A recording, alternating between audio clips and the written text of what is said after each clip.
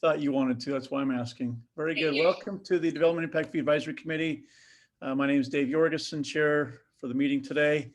And so I will call the meeting to order. Looks like we have a quorum and we'll proceed with that.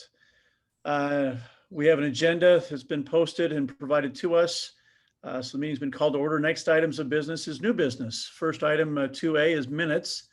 And so I'll ask if the committee's had a chance to review the minutes, and if so, any discussion? If not, I'll look for a motion to approve the minutes. Move to approve the minutes from June 9th. Thanks, Corbin. A motion to approve the minutes. Is there a second to the motion? I'll second that. Thank you, Michael. Second to the motion. Is there any discussion on the motion or on the minutes? My only comment is thanks, staff, for including the reports from both police and fire. That's nice to have that in the minutes. We appreciate that. Having said that, all in favor of the motion, say aye. Aye. Aye. Any opposed, say nay. Hearing none, motion carries. Thank you.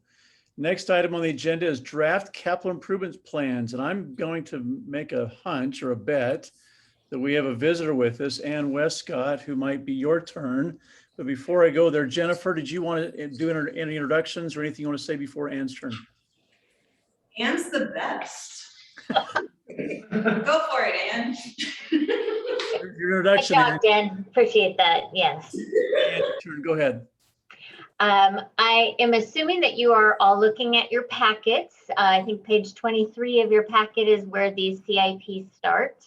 The last couple of times that we've met with you, we've had the department heads, Chief Lee with the police department, Chief Niemeyer with fire, and then Jennifer with parks, talking to you about level of service.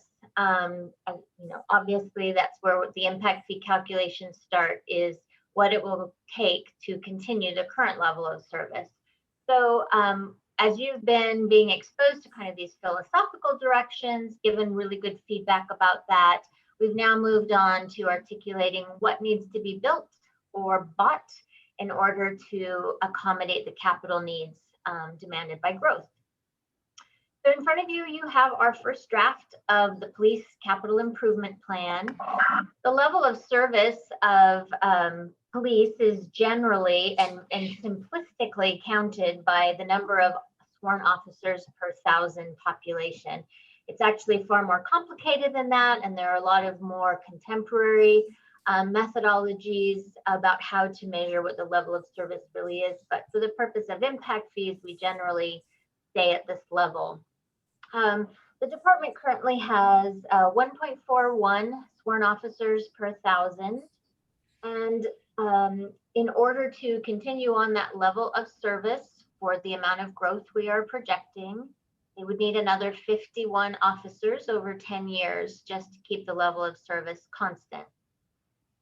As I believe the police chief did speak with you last time, he also has some plans for increasing the level of service.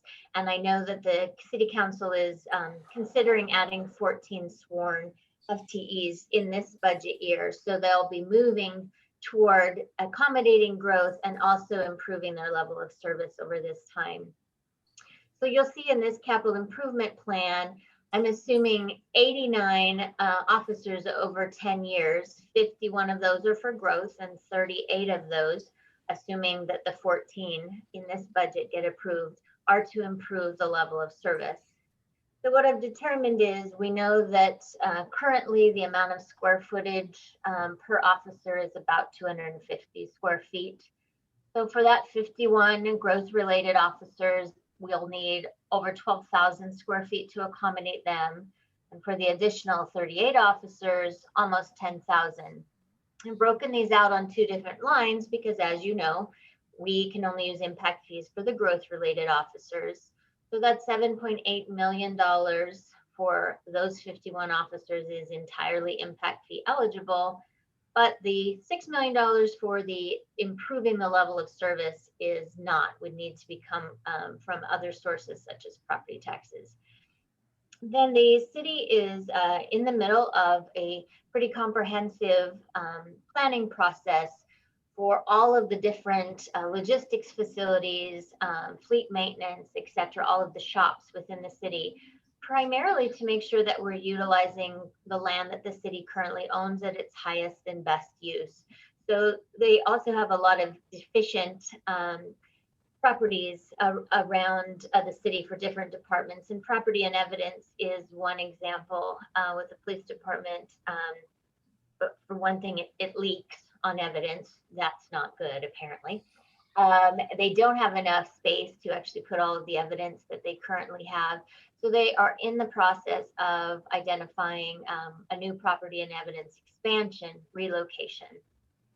So this 20% of it that's growth related is they will be making that facility larger, partially because it's already too small, but larger still for growth. That 20% growth portion aligns with the 20% 10-year growth rate that we've projected. Then in Boise, the police cars do not stay in service for 10 years, so we will not be including those in the CIP. But mobile radios for those growth-related officers, yes.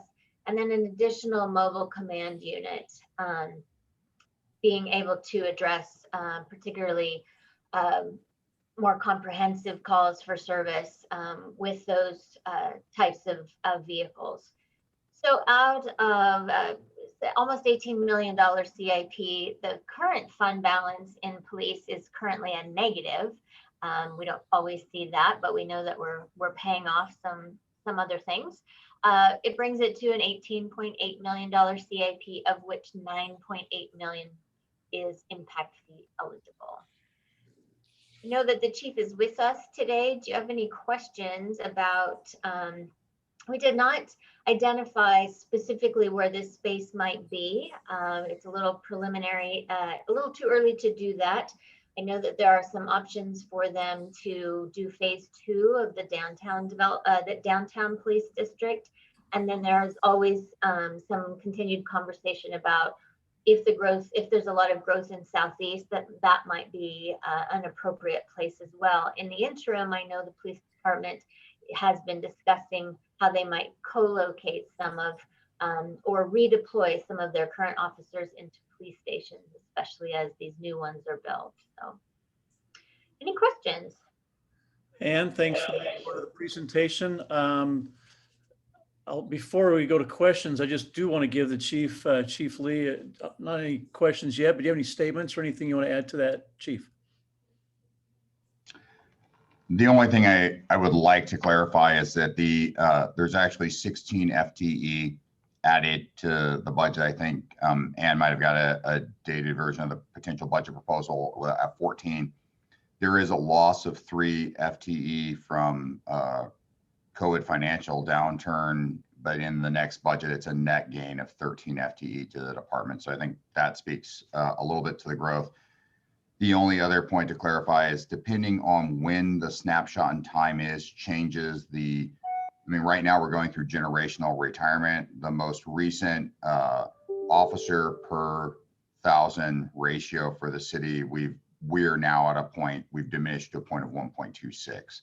So it was, I think when Ann captured the data for her presentation, we're at 1.4, but that number is because the level of service we had when we went into this versus the level of service we're delivering because people are leaving faster than we can get them aboard. So just something to think about in case some of those numbers, if you pull, depending on when you pull data yourself or presented with it, some of those numbers won't always 100% align just because of all the rapid changes going on. And I should clarify that the methodology that we use in the industry is the number of authorized FTEs. So the fact that they have a bunch of retirements and they're not actually at their full force, they do have budget though for that many officers. So we get to consider that their level of service. And we know that they're rapidly trying to fill those places.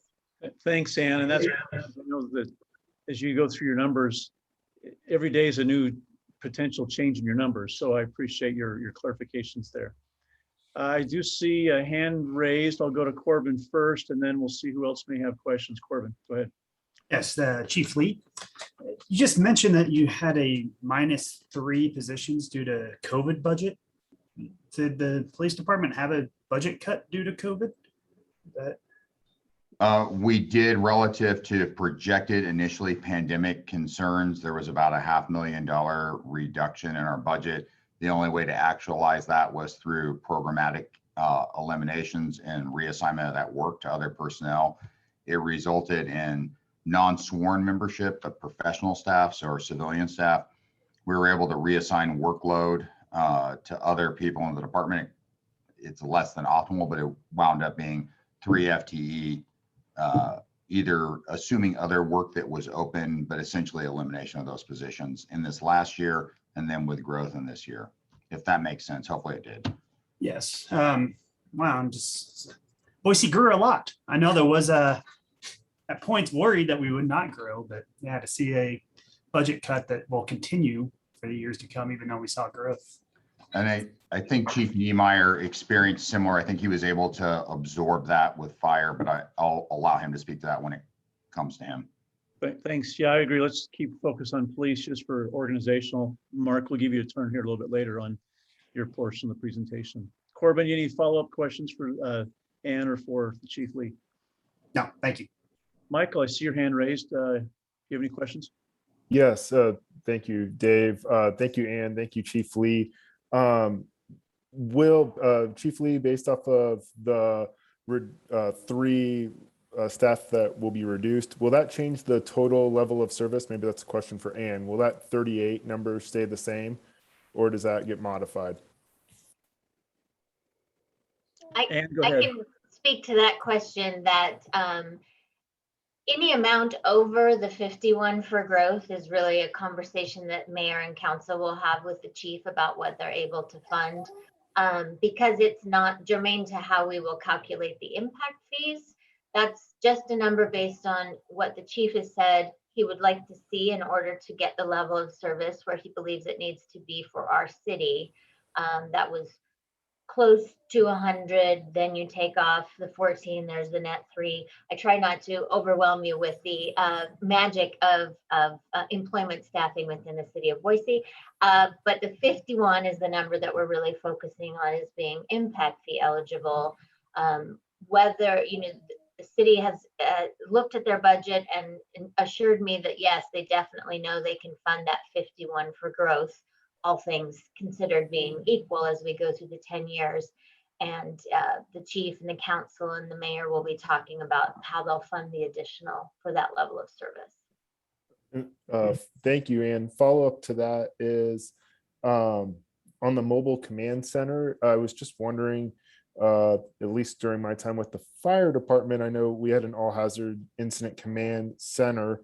And I believe police used Garden City or Ada County mobile command center. Is this command center solely for Boise police? Is that correct? That is a Boise police that will take the burden off of having to use other local command centers? The short answer is yes. The slightly longer answer is that it also puts us in line with national best practices, because we do not have adequate facilities for mobile for a significant event like, say, a SWAT team call out, where you've got crisis negotiators, SWAT teams, all of those elements. We don't actually have a command post that can meet the needs for what we need to do to ensure we're with industry standard. Awesome. Thank you. Great Thank you, question, Dave. Michael. You're welcome. I'll look to the group that's there. I'm sorry I'm not in person. I would have, except another conflict I had. So looks like Tony's got his hand raised. Tony? Yeah, I had a question for Ann on, let's consider the mobile command unit just for an example. How are you adjusting for price changes over the next 10 years? What's your methodology for looking at that? The methodology is to admit that I am not that brilliant to know what is going to happen to the market and that pains me to have to say, over the next 10 years. My philosophy always is that we use everything in today's dollars, and we encourage the city, and the city has been sharpening their practice of using the construction price index every year to automatically adjust these fees to meet markets. So in the last couple of years, if that methodology had gone on, those fees would have, increased a couple of dollars every year instead of there being a kind of huge reconciliation every 5 years. So that's something that I've discussed with finance staff. We use the best dollars we have for current purchase price of that command unit. And as that as that price goes up, we'll adjust, and that will really be a critical part of your committee looking at those numbers and saying, at least annually, are these still good numbers? Because we'll want to stay on top of that. Okay, thank you. I appreciate that. Tony, do you have any follow-ups? No, that sounded good. Thank you very much. Yeah, no, you're welcome. And I appreciate the answer because that's something that has not been done historically, especially if you go back 7-10 years ago. More recently, that's been a discussion, especially the last year or two here at the City of Boise. So thank you. Anybody else there in the room with Tony that has any further questions for police? The police impact fee? Or Jill? Okay, if no other questions. Pausing. Okay, thanks, Ann. We'll move on to the next one. We'll go to page 24, which is your fire capital improvement plan. This, fire is always sort of a moving target as well. We depend on where we believe the growth is going to go. We have talked for a while about the Northwest Station. I think you are aware that it had some difficulties finding parcels of land that meet their deployment needs and also meet the expectations of the public. So the Northwest Station, I'm sorry, it says partially growth related. That is an error. It's entirely growth related. The Northwest Station is the first one that will need to go in. That obviously is serving quite a lot of that Northwest area that's been relying in some cases on maybe NACFR, the North Ada Fire and Rescue, and Eagle to provide mutual aid because there's just sort of a hole out there.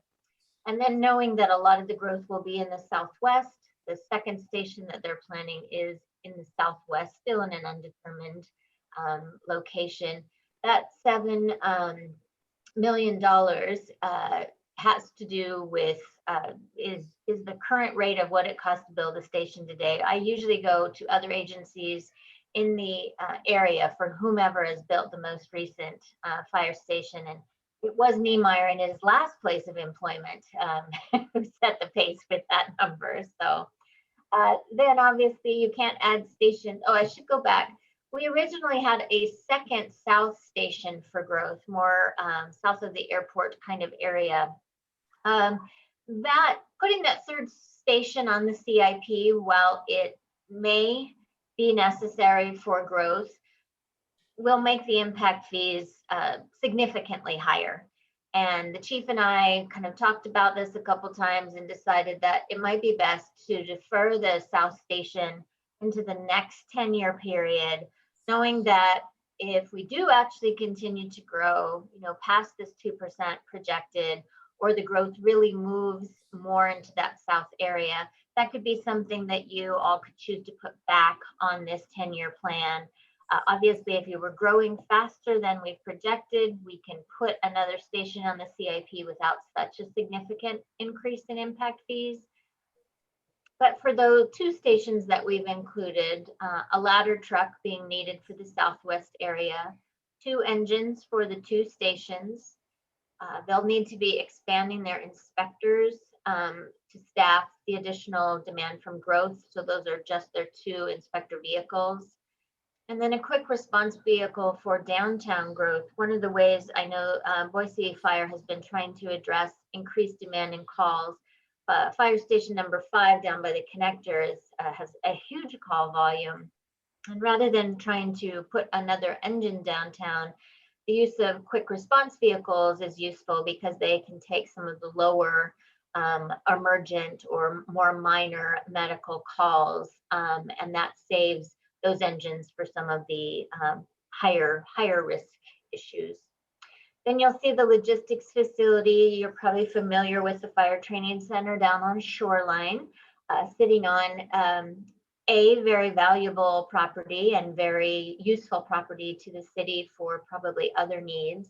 It also is in inadequate space. I've done some auditing in their fleet inventory room, and it is terrifying. So they have been planning for quite some time to do a relocation, and that logistics facility, the square footage came from the engineering department as they are in the middle of their master planning for this facility. That's $5.5 million for the fire department. 35% relates to the actual number of square footage that will need to be added in order to accommodate the additional units. So a ladder truck, 2 engines, and more inspector vehicles, plus the quick response vehicle. Logistics is where they take those vehicles to do repairs. So we're adding more units that need more space, and that's where that 35% growth comes from. There's a pretty good size fund balance in the fire department at this point. So out of a $21 million CIP, $17.5 million of it is impact fee eligible. I'll take questions. Thanks, Ann. Before we go to questions, Chief Niemeyer, do you have anything to add or clarify? No, I would just thank Ann. She and I have done a lot of work together over the years. I think she laid out our needs very well over the next 10 years. And like she mentioned, it's going to be fluid, no different than the police department, to see where growth does go over the next 10 years. And I appreciate the comments on the South Station. We did have a great conversation. We want to be very mindful of impact fees and what we're putting on the development community and not overextending what we think we can do over the next 10 years. But certainly if growth continues the way we think it might outside of some of the projections, that second station in the South certainly could come to a conversation at some point over the next 10 years. But for now, I think the way we've laid it out is a very responsible way to lay it out. Thanks, Chief. Before I go to questions, I did have one question just to understand the total process. Unlike police, where though police does maybe work with adjoining cities, in your case, you work with, say, Whitney Fire or other fire districts. So how does this come into play where the needs of the fire stations are realizing there's other fire stations with other fire districts? Yeah, Dave, that's a great question. I appreciate you asking, because back in the day, I talk about the old school fire chiefs. They didn't really care where they built fire stations. So literally, if you look across this valley, you will see fire stations on borders of jurisdictions. And then there becomes fights over who's responding and whose turf it is and whose territory it is. I will tell you, across the Treasure Valley right now at the chief ranks, we have global discussions about kind of master planning the future. So where are you putting stations? Where am I putting stations? We coordinate that. For example, Chief Lewis and I in Eagle are talking about, as we look to build a Northwest station, we've already examined the distance to Station 42 and then his potential move to move 42 further north, and making sure those are spaced out enough that when it comes to the mutual aid and automatic aid, Dave, that you were just referencing, we've got good spacing to the benefit. You know, we try and think of it in fire as the whole community. Even though we're responsible to the citizens of Boise, we understand we play a part as a larger community of response. So we try and coordinate that together. So when we look at the need, even in the Southwest, I happen to know a little bit about what Meridian's doing as far as growth out there. But if I didn't, I would have been reaching out to Chief Bloom saying, okay, where are you planning a station? I would have realized their next station in the South is on Lake Hazel between Eagle and Locust Grove. Great. That gives us good spacing to the site that we are looking at for the Southwest station. So we do coordinate a lot. Thanks, Mark. I appreciate that. And I think you also consider response times as kind of your guidepost. Is that correct? We do. Yeah. So pretty much when we look at station build outs, we look at volume, we look at rooftops, bring all those data points in, and then we say, now where do we need to put it to meet a 5-minute travel time and or a 12-minute total response time with all the units coming. So we have a great person here in the fire department, Emily Dixon, that does all of our data management, data collection, data analysis, and she's really good at what she does. So we lean on her pretty heavily. Thanks, Mark. Appreciate you asking my questions. Corbin, your hand was still up. Did you have more questions for? Nope. Okay, Michael's next. Michael, do you have a question for the fire? Thank you, Ann, and thank you, Chief Niemeyer. Dave, to your initial point, I think you can look to Station 14 and Station 4. They're Station 14 for Boise, Station 4 for Meridian. They're really close. They provide a lot of overlap. Back to your original question. And so I think getting away from that and the conversations that Chief's having will only further help make sure that there are good cushion between boundaries. My question was regarding the NACFR fire stations. That's sorry, pull up. I only have one screen. I apologize. The north. Your child on your lap, I see too. Yeah, I'm trying to do my best to multitask, which is a big struggle. The Northwest station, as it's listed in the CIP. Is that for station 16, or is that in regards to like, will station 18 ever be fully staffed again? Is that or is it being staffed currently? And can you talk to us a little bit about that, please? Yeah, great question, Michael, and I appreciate had a lot of really good conversations lately with the North Ada County Fire and Rescue Commissioners on the future, trying to coordinate master planning together. So right now, Station 16 is on Glenwood. That station is not closing, not going away unless that whole fairgrounds sale and that we hear about all the time goes through. But I think that's a ways away. As I looked at where Station 16 is, knowing that's going to stay in service for a while, and then looked at Gary Lane, where we are initially talking about a station site, it didn't make any sense whatsoever. It's in close proximity to one another, kind of what we were just talking about, border departments and doing it the right way. So for the betterment of the community, especially for the city of Boise, moving off that Gary Lane site was really important. Getting a little bit more further to the west was important as far as our coverage goes, to being able to meet that 5-minute travel time standard that Dave just asked me about. So that's the plan there with the Northwest Station and the NACFR station, number 16 on Glenwood. Station 18, do we want to get that open collectively between the two of us? Absolutely. That serves a large gap down there in the core of Garden City. I know Mayor Evans has had conversations with me about that, even though he doesn't have a city fire department. We have a joint interest in getting that station open. We'll figure out a way to do that, because that station provides some good bench coverage for us as far as the city goes, provides some good backup into downtown to help out Station 5 as well. So the goal would be, yes, let's get that open. What I have to remind everybody of is I have a request of needs this long, and I have to prioritize those needs, right? And so it's a matter of when, knowing that the Northwest is a priority, the growth in the South and Southwest with the not only residential rooftops, but with the industrial commercial coming in that we know about and that we've heard about, it's all a balancing act. But yes, we want to get that open. Yep. Awesome. And then follow-up question for Station 5. Will there be 2 additional firefighters for the mobile unit, or will that be, hey, we're not going to take the engine out and I'm going to take a captain and a driver or something like that instead on a call? So will it take an engine out of service, or will we add staffing to Fire Station 5? And if we are, can the fire station handle the additional occupants? Yep, great question. Love it.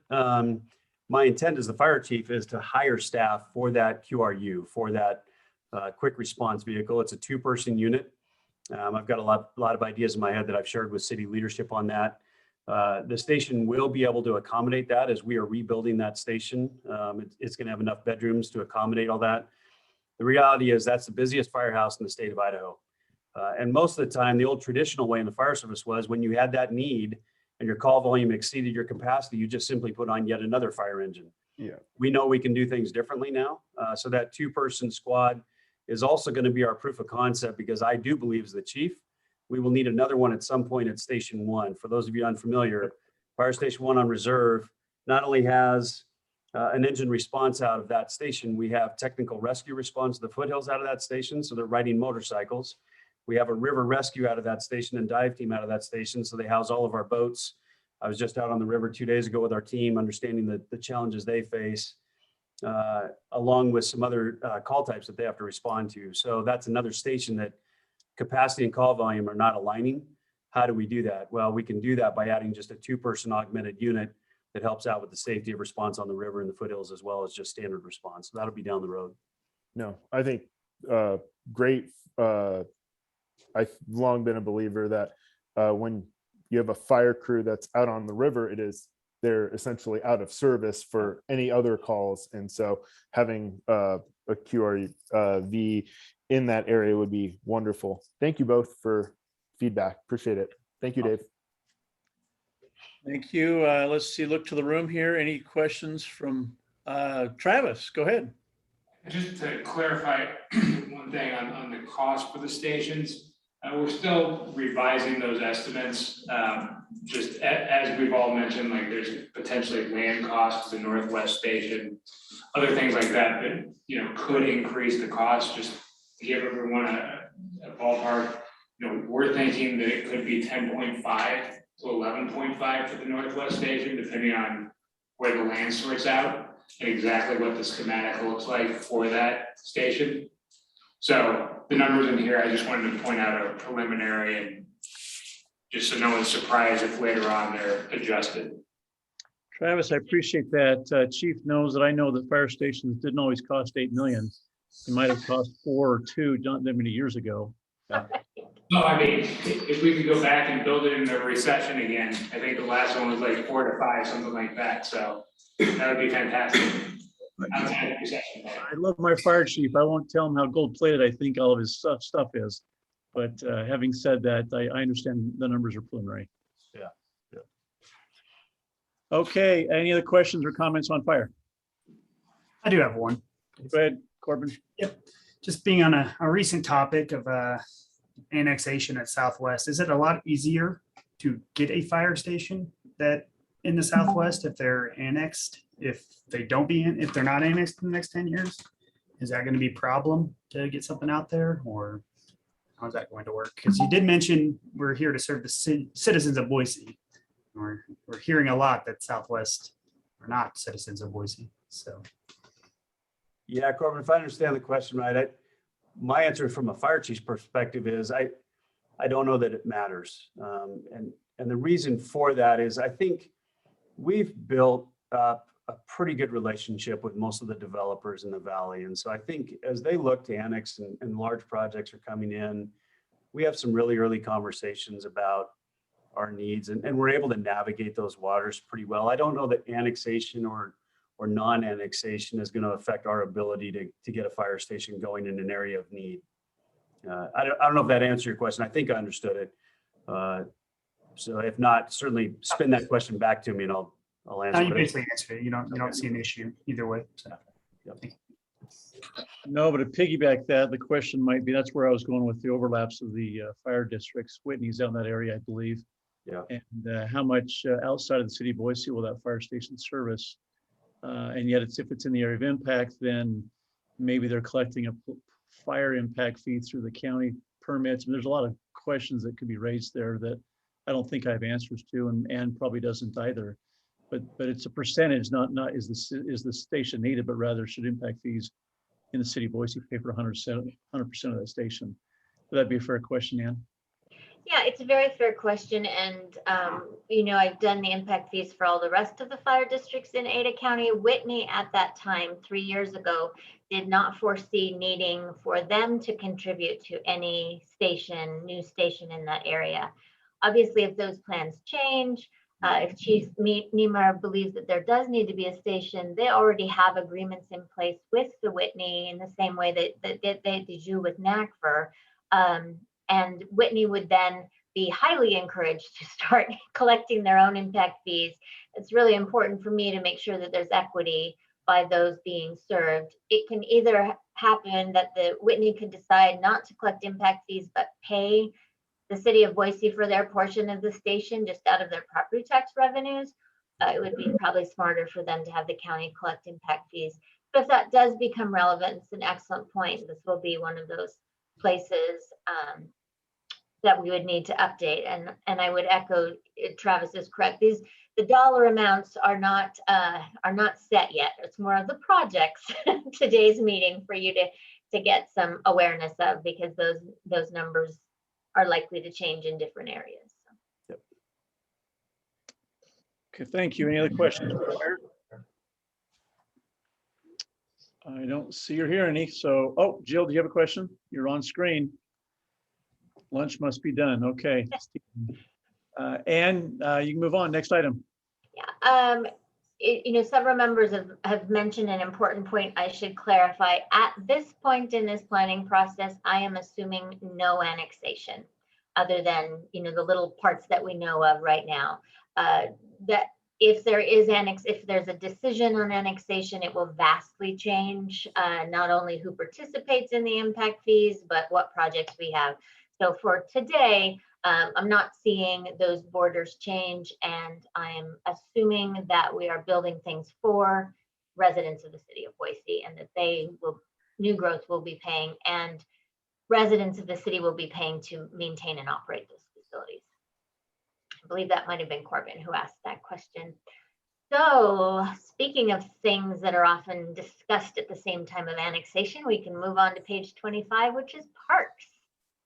And I know that Jennifer's done a lovely job in the last couple of meetings of really walking you through sort of the changing philosophy about how parks may continue to accommodate the recreational and open space needs of our growing community. And that it's not really feasible for us to continue to find 30 or 100 acre parcels that we can afford then not only to develop, but to continue to maintain. So this CIP is probably going to look very different than the ones that we've seen over the last 15 years from parks.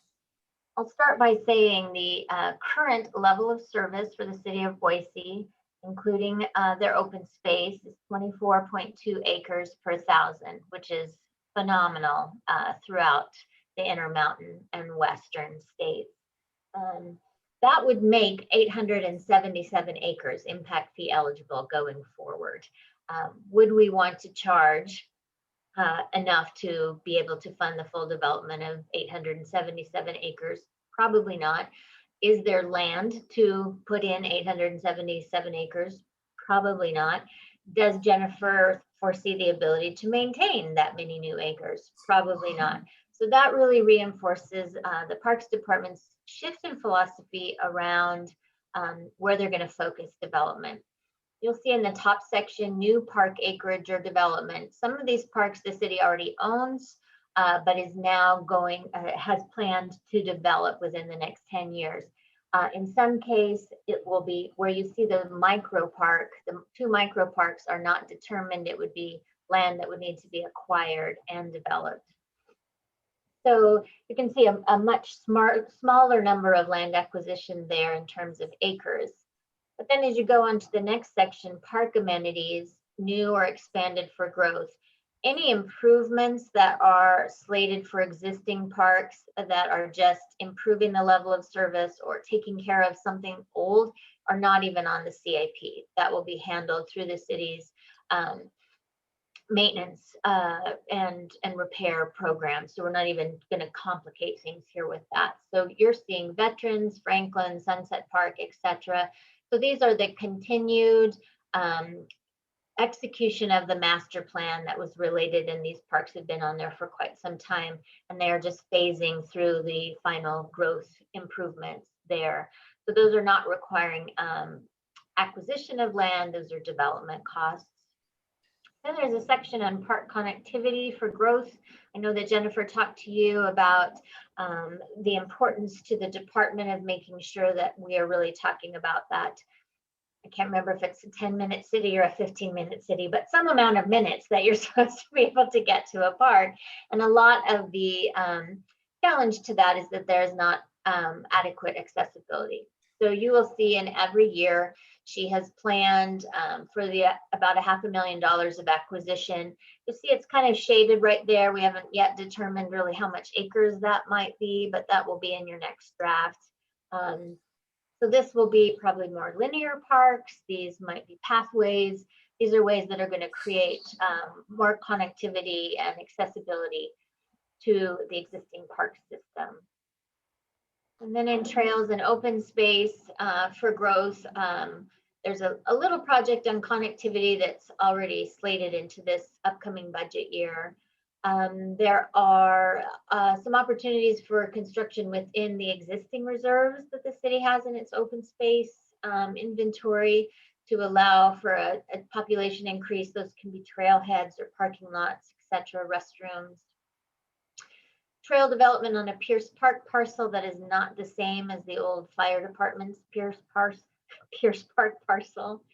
And then just ongoing trails and open space acquisition and the Barber Valley trailhead. So those are those amounts in there. Under Greenbelt, the connection in Barber Valley, a large project, the Eckerd Underpass through Alta Harris Park. Jennifer can give more specificity there, but that's timed with some improvements that ACHD will be making to the roadway system. And under recreational facilities, I told you I didn't have stuff on here that wasn't growth related, but pools are always a big conversation. So put the pools on there just to show that, yeah, they're going to do something with those pools and it's not impact fee eligible.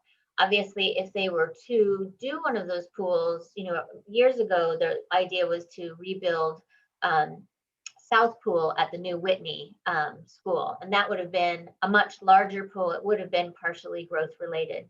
Rebuilding on the Lowell or South footprint does not allow for additional capacity. So those are on there just to have us remember that things might change as decisions are made, but they are not included in the impact fees at this point.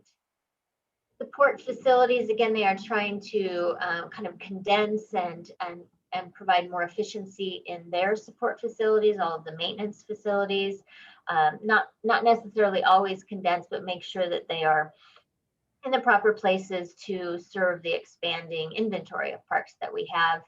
And 20% of that project, again, based on square footage that's additional for growth, is eligible. And then they're still kind of articulating how many additional mowers, et cetera, that last at least 10 years will be associated with this CIP.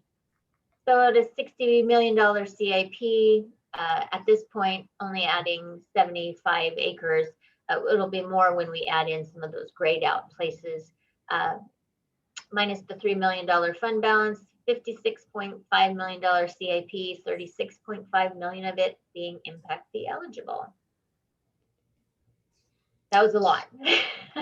Thanks, Ann. There is a lot. Before we go to questions, Jennifer, do you want to add anything, or anybody else with parks that's in the room? I want to add one thing. I unfortunately have a 1 o'clock meeting that I cannot get out of. So I have about 5 minutes if you guys do have questions for me. If you have other ones, I'd be happy to come back next time, or you could always email me those and then I could get the answers out to the committee kind of over the next month or so. Appreciate that. Is there anything you want to say before we get to questions, Jennifer? No, I don't think so. I think Ann did a nice job covering it. Thank you. I will not be a bully and hold all my questions. I'll share to the group first. So hands up. Let's see. Jill's got one. So Jill's first. So there's a whole lot of talk about this. I don't even know how you pronounce it. Mergoto Park? Mergerdio. Mergerdio. What is up with that? I don't know that I could do a good enough job of answering that in the 5 minutes that I have. Okay. It's a really complicated endeavor that we're working on right now. But there are a lot of questions associated with it. It's got a land swap, potential land swap element to it. It involves annexation. It involves changing the land use map amendment. There are just an awful lot of details. I don't think I could do it justice in this much time. But I would clarify again that it's not included this because it is not currently in the city limits. So however those conversations continue, if it were to end up being annexed into the city and developed, it would obviously need to be amended into the CIP. Can I piggyback on that, Jill, just real quick? And this is a question maybe for Jennifer or Ann. Was the Mergerdio Park in the prior CIP for improvements? Gone back. Oh, sorry, Jennifer. Jennifer first. Yeah, go ahead. That the development costs associated with that parcel have not been included in a capital improvement. Thank you. Thank you. So the reason so the answer when people say, why is the city not developing that park, is because it's not part of the city. For now. It's twofold. One, because it's not part of the city, so it is still in the area of impact. And the second is we've never included it in a capital plan. So no impact fee has been collected based on the cost of improvements of that facility. Which are staggering. Do you know how the city acquired the land initially, Jennifer or Ann? The city purchased it from the Mergerdio family in 1992. With general fund dollars, probably. Well, it was airport fund that were not associated with anything related to FAA dollars. It was airport general fund dollars. Sorry, Jill, I'm jumping in on you, but I'm piggybacking with you. What other questions do you have for Jennifer?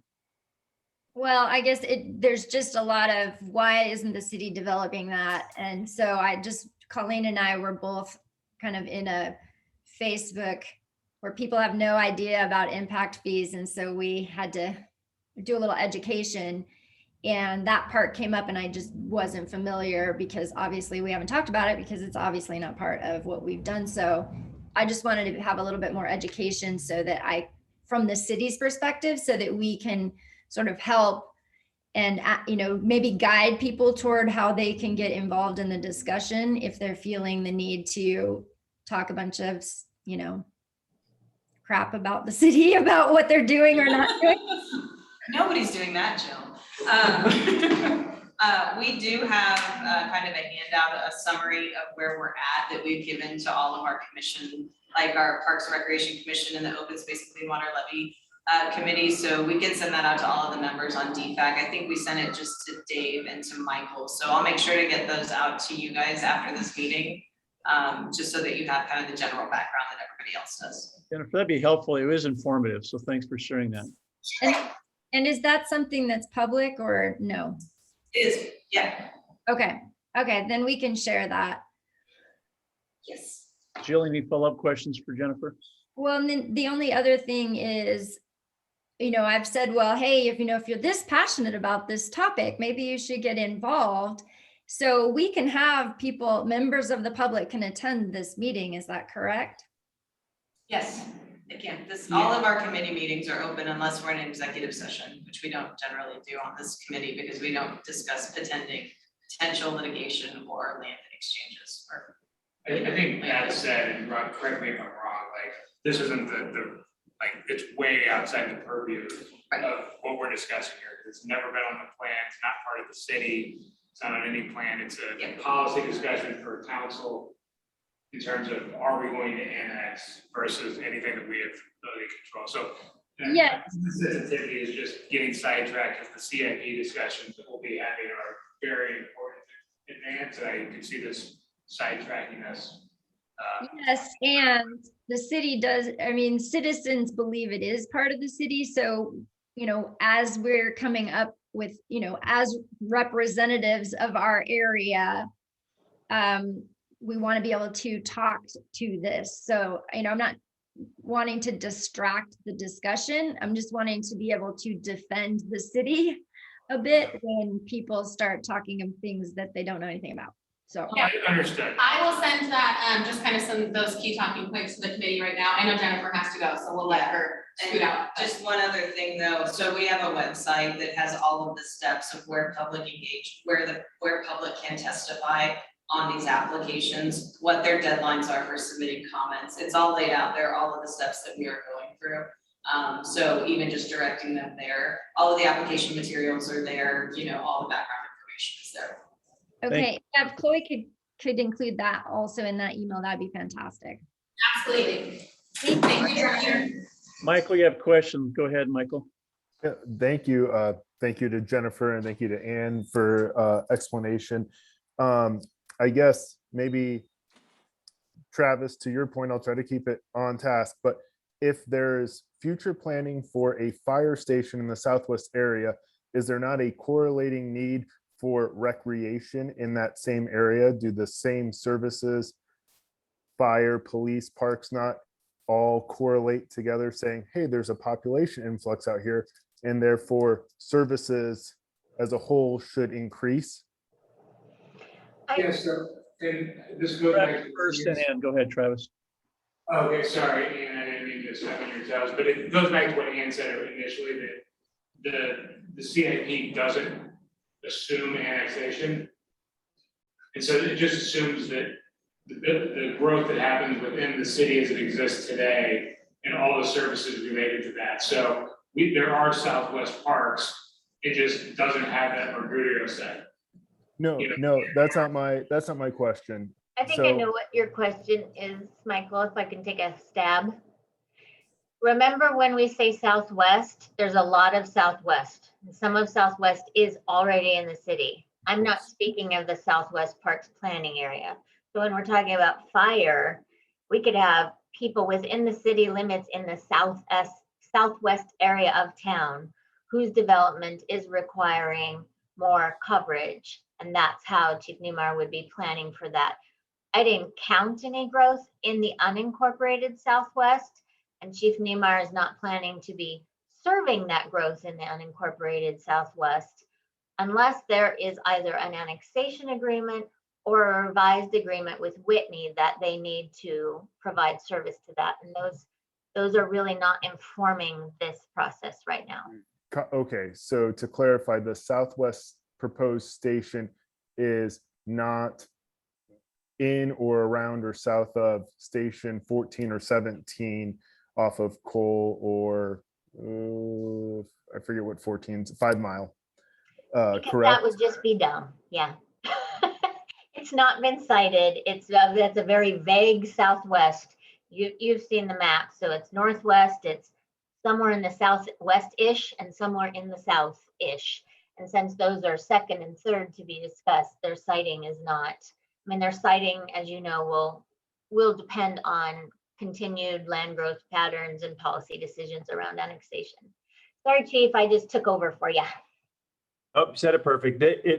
And it really goes back to Dave's question about response time. So wherever we put that station in the Southwest, it'll be spaced appropriately from the existing stations to maintain a 5-minute travel time to the general areas that we're talking about. Within the city of Boise then? Yep. Okay. Michael, do you have a follow-up question on that, or? No, other than, no, I do not have a follow-up question. Okay, all right.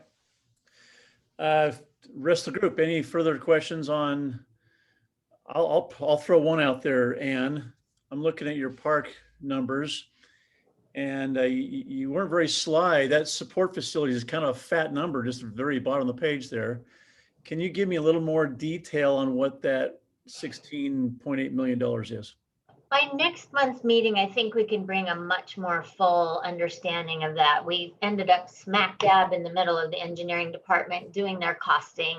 Okay. And so if I could have that opportunity to bring that to you next time, where I think they will be a little bit farther along to be able to give you a more comprehensive, we had sort of a comprehensive story, and then of course some things changed, and I would love the opportunity to bring this engineering department to discuss more of that. That'd be great. Unless Travis has, I mean, maybe Travis can speak to it, but I think it might be a Travis bit is a numbers premature. guy. If you have an answer, great. If not, next month is fine too. Yeah, I don't have the exact number off the top of my head, but my recollection based on what I've talked to Public Works about is that it will be meaningfully lower than this amount. Okay. I see comments on the side here with Corbin, Michael, Jill. Yes, everything's within the city limits. They're serving the city limits. So that's what Ann's saying, is it's all within incorporated city limits in the planned growth in the next 10 years in that area. Dave, real quick though, station 17 is not within the city limits, correct? I don't know. True. That Yeah. is true. So, but that is not owned by the city, Correct. right? Whitney Fire owns that. The city of Boise only staffs that facility for Whitney Fire. And just for the good of the group, I've had to get educated on these contracts that we have with these other fire districts. If the city did annex that area, we have an agreement with the Whitney Fire District that we will purchase that fire station for the cost of the build within 2 years of annexation. So to answer your question about the Southwest, and I think this is what Ann was trying to say, this will either be done through annexation where we go build the station, or it could be where Whitney goes and builds the station based on need in their district. And as we annex, then we have a repayment agreement with them, just like we do with 17. So one way or the other, that's how the Southwest we foresee playing out. But either way, when we own that station, it will be within the city limits. And Hopefully and that makes obviously in staying with the current city's philosophy, we're not buying any more stuff in the unincorporated area until there's maybe some clear understanding. So yes, and just to be most focused on this committee's purview, however that might work out, or even if decisions were to change, we have the ability to have growth pay its way in the fire district and in the city, so that there is equity in any station that's required, however they choose to deploy and serve each other. And thank you. Any further questions for? Dave, Tony, go ahead. yeah, I'm looking at the numbers for Alta Harris, which I think was on our old CIP. And if I remember right, Travis, the original was like 1.6. $1.8 million for that. When you aggregate the estimated 6.8 in 2025 plus the Greenbelt extension, which I don't remember seeing before, that's a big difference from 1.8. The Greenbelt extension was there. I don't have it off the top of my head what it was. I can give you those numbers. But I think, and Trevor, correct me if I'm wrong, but I think part of the reason for, well, cost escalation, but I think also the old 1.8 was just a green up, right? Which was, of course, not realistic, but that was where that 1.8 came from, as opposed to this being green up, amenities. Okay, so we wouldn't come back later and say, oh, now we're gonna do stage 2 of build the whole thing. Got it. Green it up, equipment, everything. Yes. Okay, But I mean, so scope has changed, but by far the biggest driver, like, it's hard to compare scope versus cost, but like, you know, green up costs, I mean, just the green up cost alone now is probably what, 2.5, 3, just to put you on the spot. right, the bids came back at 3. Yeah, 3.32, I think, yeah, actually 3.32, I think that was right, something like that. Okay, So confluence of factors. okay, thank you. Tony, do you have more questions? That's really good. And it kind of drives one of my questions, but do you have any further questions, Tony? No, that was it. Thanks, Dave. Yeah, you're welcome. No, that's a great question about levels of service and how do you really define a level of service for a park? Not every park's the same. In fact, hardly any of them are ever the same. And so one park that may have one level of amenity is going to be different than another that's more of an open space for kids to throw a Frisbee or whatever. So that's always a challenge in my mind, is how do you maintain level of service when it's not always equal? That's Ann's job. I get it when working with Jennifer, but that's just a question I always have to make sure we're not overcharging on those things. I see a comment. Jill, did you have something else here? Kind of saw it pop up. Oh. Who knows, costs have gone up. How's that sound? Okay. Further questions for the committee? Yes, I have one. Go ahead, Corbin. Going back to Southwest. So our current level of service numbers are going to be obviously generated by what's within the city. I believe that's correct. And if we were to annex, if Southwest were to be annexed, obviously the Southwest level of service numbers would be, fair to say, drop significantly. And we would need to look at those to get better, because then we'd be adding a lot more people into the city from Southwest, and there isn't a lot of parks over there. So we would be now more focused on putting parks in Southwest if they were to annex. Is that fair to say? Seems a little bit irrelevant to this conversation because annexation is a whole conversation in and of itself. That I'm just wondering if that would be the case where we now look at Southwest and go, our level of service down there is not good. I think I can speak to this sort of globally, if since Jennifer's already gone, but I think Trevor is there.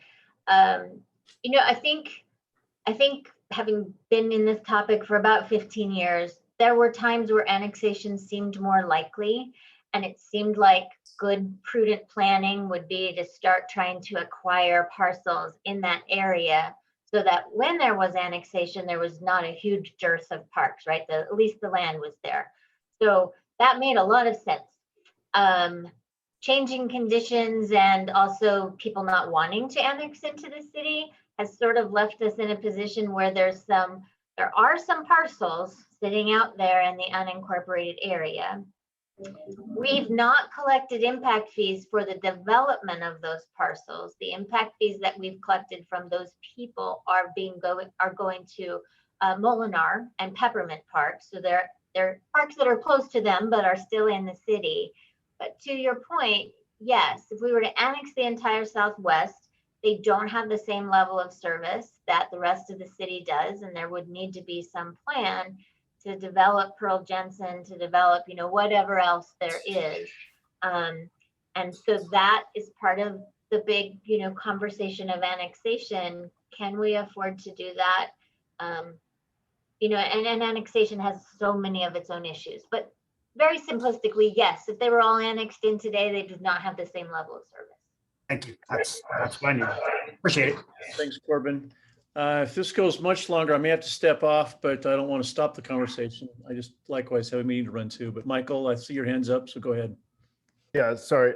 And if this is not the mechanism, I'm happy to take my question offline. But if at some point somebody could explain to me the process of annexation, or if there is a book on annexation for dummies that somebody could point me towards, I would greatly appreciate that. And Mike, then reach out to me. I'll be your dummy instructor for you. there, A handful for you. I'll teach thank you. you. And then my follow-up question is, I am trying to understand as the representative for area of impact on this advisory committee, what the role of, as I understand it, the area of impact pays impact fees, but there are no, from what I can understand, there are no services that occur in the area of impact. All services occur in the city of Boise, unless it's like some type of Whitney fire station. So I guess my question is, where do those area of impact fee dollars go? Should I be saying, oh, Molinar Park is a win for us because it is relatively close to the Southwest Alliance area of impact, and that is what I should be trying to advocate for the Michael, you're residents in of the sort city? of a weird position because you're representing an area that at one point was more significantly in the game in this conversation and is sort of at the kids' table right now. Yes. So while you're at the kids' table, I think the answer is all the impact fees that have been paid by development in the area of impact have gone to parks that are close to the area of impact, but they are within the city. Because if you build a park with impact fees, then you have to pay to maintain it. People in the area of impact are not paying taxes to maintain it. And that will be the most simplistic way, is that their money has not been inappropriately spent in their impact fees. The city is just not developing parks that will need to be maintained in the area of impact until this is all figured out. Thank you. Good answer. Michael, have further comments or questions? No, thank you. Thank you, Ann. Let's see, I saw Corbin's hand still up. Is that because your hand's just still waving? All right, it's gone down. All right. Any further questions for the group here? Dave, Travis wanted to make a point. Please, I just was reading a side note. Looks like Chief Niemeyer's jumping off. Okay, Travis or Trevor? Which one? I'm sorry. Travis, go ahead, Trevor. Or Travis. Just wanted to elaborate on those fee collections in the area of impact. They're tagged at the time of collection for, it's roughly 1/3 goes to the local park. So in this case, we're talking about things that are tagged for the Southwest Park, i.e. Molinar. And then 2/3 go to regional parks per the agreement with the county. And that's, I think, a 2006 agreement. Thank you. Appreciate that. Okay, I do need to run. Any further questions for the group? If not, I'll look for a motion to, let's see here. Is there anything else on the agenda? I don't want to cut that off. I see last item was committee updates. We've kind of had them along the way. So I guess I'll ask if there's any further discussion on any committee updates. I think the only thing, and Chloe, I don't know if you're prepared to represent parks in this question, but there's a conflict with the Parks Department for is it the 11th is the next scheduled meeting? Yes, correct. So the parks staff, we are all unavailable that Wednesday, the 11th. So I wanted to throw it out. Invite us to your party, Chloe. I know. So I wanted to throw it out, and I can also send an email and do it that way if it's easier, or if you all have your calendars. But if you guys have a different day that week, the week of the 9th, that maybe everybody can join. Otherwise, we can look at moving it, pushing it out a week or something. But just maybe everyone, if you can look at your calendars, I can follow up in an email and we can reschedule next month's meeting. Yeah. I'm flying back into the state on the 10th. So, anything later in the week or the following week would be great for me. So The 12th only or day 13th I of the following week. Okay, next person, The only day I can do that week is Friday. the 13th. Mm-hmm. Okay. I heard it. Okay, anybody else? Is there an option for us to meet a week earlier? or the week ahead? I would just be hesitant because that means our staff turnaround time is a week, is a week less, for I'm people. actually out of town, Michael, most of that week, just to let you know. Okay, So I would, maybe look, if we can't find another day that week, we can push out a week. And I'll follow up in an email, but maybe I would prefer them just look at their calendars and I will, I'll shoot a message out.